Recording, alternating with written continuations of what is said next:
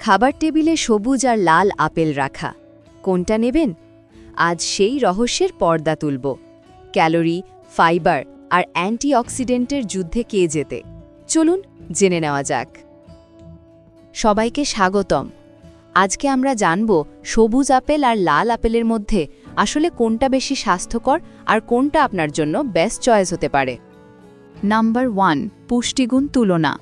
দুইটাই vitamin C, fibre আর অ্যান্টিঅক্সিডেন্টে ভরা, তবে লাল আপেলের মধ্যে সাধারণত অ্যান্টিঅক্সিডেন্ট অ্যান্থোসায়ানিন বেশি থাকে, যা হৃদরোগের ঝুঁকি কমাতে সাহায্য করে।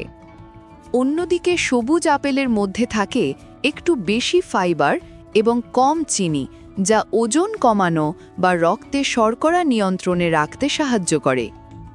নাম্বার 2, স্বাদ ও শর্করা তুলনা। লাল আপেল সাধারণত বেশি মিষ্টি, সবুজ আপেল একটু টক মিষ্টি এবং কম সুগারযুক্ত।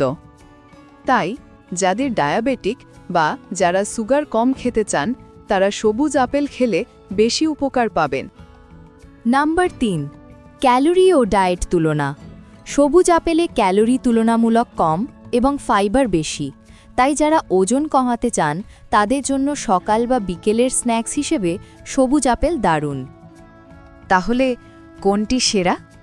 সত্যি বলতে দুটো আপেলই অসাধারণ স্বাস্থ্যকর, কিন্তু আপনার প্রয়োজন অনুযায়ী আপনি যে কোনো একটিকে বেছে নিতে পারেন। 1, হৃদযন্ত্রের জন্য লাল আপেল। 2, ওজন কমানো ও সুগার কন্ট্রোলের জন্য সবুজ আপেল। 3, ত্বক ও হজমের জন্য, দুটোই সমান কার্যকর।